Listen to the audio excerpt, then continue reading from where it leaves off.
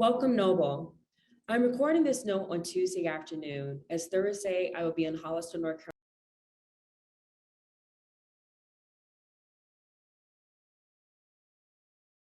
who passed away over the weekend. Thank you for providing me with the space to support my mother and family during this time.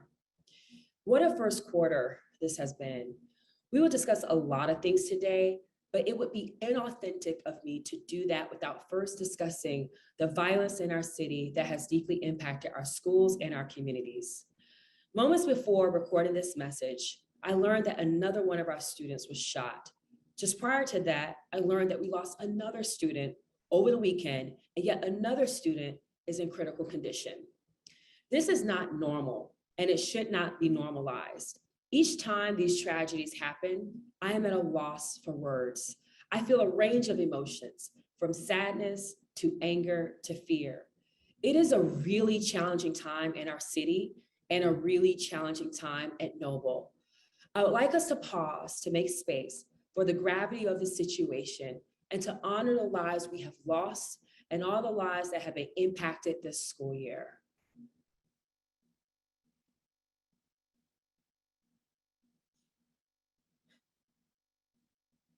I'm thinking about the violence in our communities a lot. As educators in Chicago, we must recognize the intersectionality between violence and urban education. Safety within our schools has to be a top priority. The Noble Operations team also includes our safety and security team. They have been working extremely hard to keep our schools and the communities surrounding our schools safe. This team also made it possible for us to reopen safely in the midst of a global pandemic. I want to thank our operations team, especially our contact tracing teams, who managed to start their work within 90 minutes of a positive test and work through the system in less than 2 hours. That's remarkable. In addition to all the other mitigations like ventilation, air purifiers, masking, and more, it has meant that our schools are safe for our students and for you. As of now, over 85% of our staff community is vaccinated. I know you're probably thinking about our students getting vaccinated too, and that's top of mind for me as well. We're still collecting forms from students to understand how many are vaccinated, so we need every staff member, advisor, teacher, and coach to help us get these forms in because it matters. We'll continue to follow the science and do everything we can to keep our community safe. Noble, if you know anything about my leadership style by now, it's that I call it like I see it, even if it's hard and uncomfortable. It's why when I became CEO, one of my first actions was to adjust the staff dress code to allow visible tattoos and to launch our task force examining student retention at Noble. I hope by now I've earned your trust, and you know that when things are going well, I will shout it from the rooftops. And when things are challenging, I will be direct with you, own it, and figure out our best path forward. Well, in this first quarter of school, we have seen our share of challenges. When we set out to redefine Noble using an anti-racist lens last year, we anticipated some of what might come. The huge challenge of returning to full-time in-person school and all the adjustments that would require, wrapped in the context of a global pandemic. There were things we couldn't predict. A city and our country as a whole dealing with an upswing in trauma and inequities across the board, a political battle between our city leaders, a complete leadership transition at Chicago Public Schools, and the increase of violence across our city and communities. We didn't have a crystal ball to see what things would look like, but we did have the certainty of a new vision, one where Black lives were affirmed at Noble, one that reckoned with our past and attempts to make amends where we'd fallen short, one where we sought to serve the whole child and prioritize their social emotional wellness alongside academic rigor. We knew we had to do better. As we sat with this commitment and calling to do better and to design an anti-racist Noble, I was reminded of these words. The time for justice, the time for freedom, and the time for equality is always right now. And we had to charge forward. We made the decision to act over the past year, developing a new promotion policy, reconciling students across our schools to their original grades, rewriting our noble identity framework, designing a new student dress code, and authoring the Noble Community Pact. We did none of this alone, but with the input of hundreds of families, staff, students, and alumni. It was a Herculean task, to say the least. In our ambition to meet the urgency of this moment, we've fallen short in preparing us to come back to school. And I want to be specific as to what I mean. We hoped that this year would feel normal again. But as July came to a close and the Delta variant started to rage, and some fully vaccinated people even started to contract COVID, it became apparent the pandemic was nowhere close to ending. And so our leadership teams pivoted to urgently innovate and design extensive COVID protocols to safely open our schools. We, as your leaders, miscalculated how much time our teachers and staff needed to build, learn, and practice the systems for several new policies before the beginning of the school year. That lack of time impacted our level of readiness to open schools. We knew our children and staff would come back to our schools with an immense amount of trauma after being remote for 18 months. And yet, there are places where we could and should have done more to meet the social and emotional needs that both our students and adults are carrying. All of us, adults and students alike, are still trying to adjust. We centered the voices of staff, parents, students, and alumni in the feedback from the ARC process to create our new policies. And although we had thousands of voices, we realized it wasn't enough. Despite our best efforts, we have many people that feel left out and are not fully invested because we didn't bring them in. Lastly, we were clear on removing a system of demerits that not only disproportionately impacted Black students, but also caused harm to thousands of children over the last 2 decades. We heard loud and clear from Noble alumni that this needed to change. And yet, we were less clear on the accountability systems that replaced it, which some of our students and staff have interpreted as a lack of accountability. It is not. Our commitment to anti-racism doesn't mean that we are not accountable. But to be clear, we are not going back to demerits or any similar quick and swift approach. We would never go back to the days of children raising their arms for a dress code check or being escorted by an adult just to use the restroom. We would not go back to watching students sit in detention, copying the code of conduct, or to the days when thousands of students left Noble to find a different school experience when we know we can do better. We are not going back, but we also don't have to leave all that is good about Noble behind either. We are not leaving high expectations or agency behind. We see a problem, we fix it. We see a breach, we address it, and we still collaborate. Today is a symbol of that. I am the leader of this organization, and ultimately, the buck stops with me. I've always operated with transparency and humility in this seat because I believe authenticity and leadership demands it. I also know that the challenges and rough points I named just now are visible because they're in front of us right now. And we cannot forget for a second the reason why we're here and the larger challenge we're trying to solve. And while I acknowledge and own each and every one of the ways we can and must be better, the bar isn't perfection. It can't be. It's progress. And we have made progress, but we still find ourselves faced with imperfection. History shows us that one of the biggest barriers to dismantling racism, sexism, or any ism in our country has been people's desire to move slowly, to not rock the boat too fast or too soon. If you have not already, read Dr. Martin Luther King Jr.'s letter he wrote in the Birmingham jail, where he addresses this very issue. For people being directly impacted by racist practices and systems, they are always told change takes time, that they're asking for too much too soon, to slow down. In this spirit, I do not apologize for the pace of change, but I do apologize for the ways we fell short. We're imperfect, Noble, each of us, individually and collectively. I am imperfect, but what makes this place special is that we would not be satisfied. We demand excellence, and we should. Our commitment to anti-racism or equity should never sacrifice excellence. Right now, we need your support. Your principals need your support. Your fellow teachers need your support. We have to be one team, striving to forge a path forward.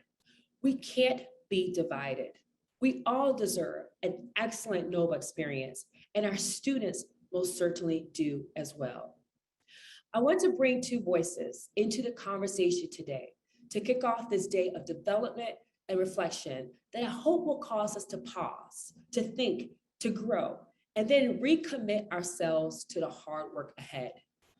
We are doing something truly historic here at Noble, and you never make history without hitting some bumps along the way. It's my pleasure to introduce my colleague and the principal of Johnson College Prep, Mr. Jonas Cleaves. Thank you so much, CJ, and good morning, Noble. It is my absolute pleasure to be with you this morning. My name is Jonas Cleaves, and I'm the very proud principal of Johnson College Prep. As you saw in the video, an overwhelming majority of our students are excited to be back in person, and they are embracing the Noble Community Pack across our campuses. Here at JCP, the NCP has allowed our students to find their voice and identity in ways we've never seen before. This is a testament of the work of our teachers, our Dean of Culture, Ennis Bynum, and the leadership team members who have leaned into the uncertainty of this new era and created this blossoming community.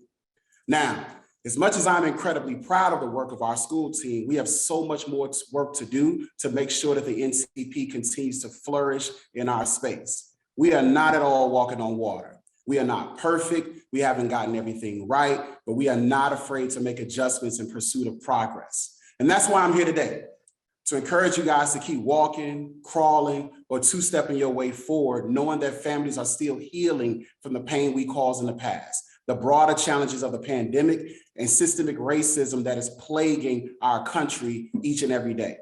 JCP has a student who spent the last 18 months as caregiver to 9 younger siblings. This student, at the time of the pandemic, was only 14 years old, and quite frankly, was handling responsibilities that most adults would find challenging. They were in charge of a home, directing their siblings through chores and remote learning assignments. And in the midst of all of this, the scholar lost a close friend to gun violence. Needless to say, trauma is real. It has been a challenge for this now 16-year-old to follow the lead of team members they do not know, and is now the recipient of some of the directives they recently issued to younger siblings over the past 18 months. This scholar has yelled, screamed, and even had a physical confrontation, but they are still here. In previous years, a restorative conversation would not have come into play. Under the old system, a community breach such as this would have been addressed, but I can't say with confidence that the scholar would have been seen or heard. The NCP censors the students so that restorative conversations aren't just maybes, but the model. We've had our fair share of cases like this at JCP this year, where under an old system, the scholar would have been lost. This is evidence of progress, not perfection. Many of you have served our scholars for years. You were already centering relationships and demerits. You were already centering relationships, and demerits were not the cornerstone of your classroom culture. You are the reason that we know this new way is possible. We need you to take those elements of our past with us, accountability, but mixed and seasoned with grace and relationships. Sometimes in my work, in our work, when things don't go well, we lean into this romanticized idea of the past. We believe that if we could only go back, things would be a lot better. It seemed there was always a correct response under the old system. It was specific, it was concrete, it was unyielding. But that image is false. Our pursuit of perfection has led us to abandon many of our scholars in the past when they needed us the most. And so I, like many of you, have faced those frustrations, right? I've had those moments where I've left here exhausted, frustrated because we didn't see around certain corners, frustrated that our systems aren't tight enough, frustrated that I could have done a better job handling an interaction with the scholar. On those gray areas and on those days where that exists, I have to make sure that I'm being intentional about seasoning grace with accountability. But I actually remind yourself of the frustration that we used to feel under the old system. In a similar situation years ago, students would have been lost. They would have been expelled, suspended, transferred, or even repeated the year for non-academic reasons. We need to lean into that frustration of this moment to make our systems better and our practices tighter. Our hands are not tied. We entered into this commitment to become an anti-racist organization to untie those hands, to empower each of you to lean into relationships, restorative practices, and moments that allow us to meet students exactly where they are. Accountability, yes. Consistency in student experience, absolutely. Humanity and relationships, no question about it. Progress, not perfection, has to be the goal. We're not walking on water. We just simply have to make an effort, a consistent effort to keep moving forward. It is now my pleasure to introduce my colleague, the Interim Director of Academics, Dr. Lindsay Cowles. Thank you, Jonas. Good morning, everyone, and thank you so much, Jonas, for your powerful words and leadership of Johnson. I have the privilege of working closely with the instructional leadership team at Johnson, and it is always a jolt of hope and inspiration when I witness the joy of your students, the commitment of your teachers, and the brilliance of your staff. And in fact, it was many of the teachers from Johnson, from Butler, from the OC, from across this network that were literally the inspiration for much of the NCP. As a member of that design team, I know that much of what was written was created in the image of noble teachers. Nikki Cavett, Kristen Perry, Jamel Williams, Mike Ellis, Tatanisha Hall, Danye Tyler, Adrian Munive, Stephen Gilbert.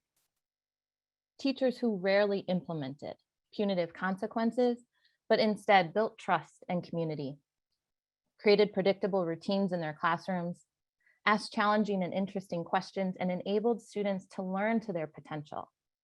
They invested in relationships with co-teachers, culture team members, community members, and families. They created all those conditions so that as a result, they enabled children to accept accountability and make necessary adjustments with the tap on a desk or even just a look. That is the intention and spirit behind the NCP. Not a lack of consequences, but a lack of punishment and fear. It should enable the creation of classrooms as spaces of belonging, curiosity, inquiry, and growth. And as I have said before, we simply cannot do culturally responsive and sustaining teaching with demerits or anything that resembles demerits. But we also can't do CRST without accountability.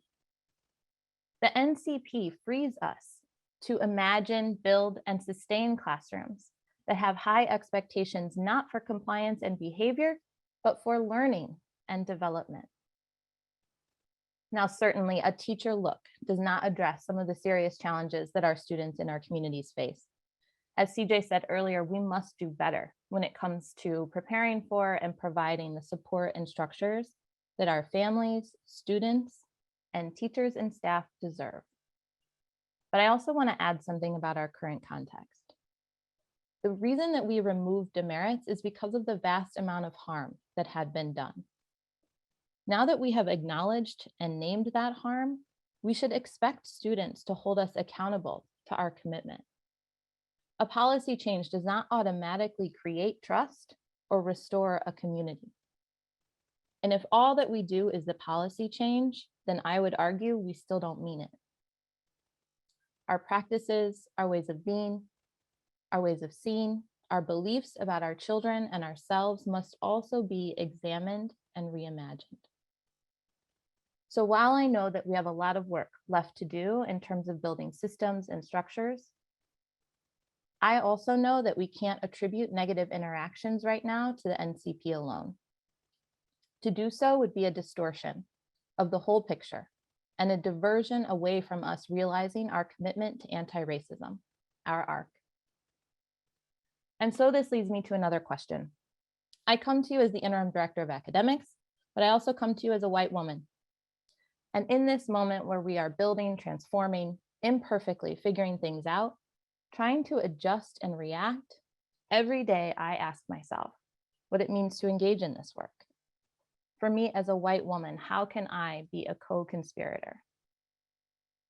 What I have come to understand is the importance of the co in co-conspirator. Am I in community with, collaborating with, communicating with, and in partnership with my Black colleagues and colleagues of color? Without that partnership, I am not doing the work.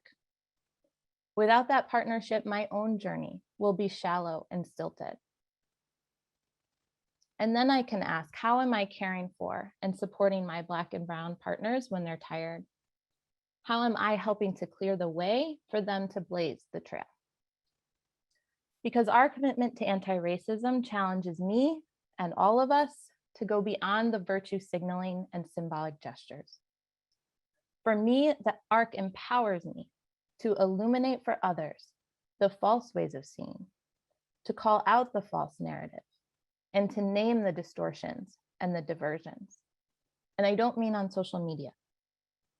I mean in my team meetings, my coaching sessions, my one-on-ones, and even in casual hallway conversations. I know that I don't get it right every time, but I have partners in a community who hold me accountable while still showing me love and acceptance. I hope that each of you has built or is building that same kind of community, because love and high expectations are what it means to be noble for our students and for ourselves. Now I'd like to return it to our CEO, Constance Jones, to close us out. Thank you, Lindsay. I've been inspired by the work I've heard and seen happening across our campuses this entire week. It is our nimbleness as a charter school, our commitment to listen to feedback directly and pivot and adjust that will help us drive toward excellence. That's what today and this week is all about. At Noble, we are part of a broader story, which is why I'm so excited Dr. Ade Acosta will join nationally recognized education journalist and expert Paul Tough for a fireside chat during lunch. They'll discuss the national landscape of college access and findings from recent leading researchers about the impact of college for communities like ours here in Chicago and how Noble's mission fits in. Please use the Zoom link in your registration materials. Thank you for all that you do. Please have a wonderful day of professional development and a great day together with your campus tomorrow.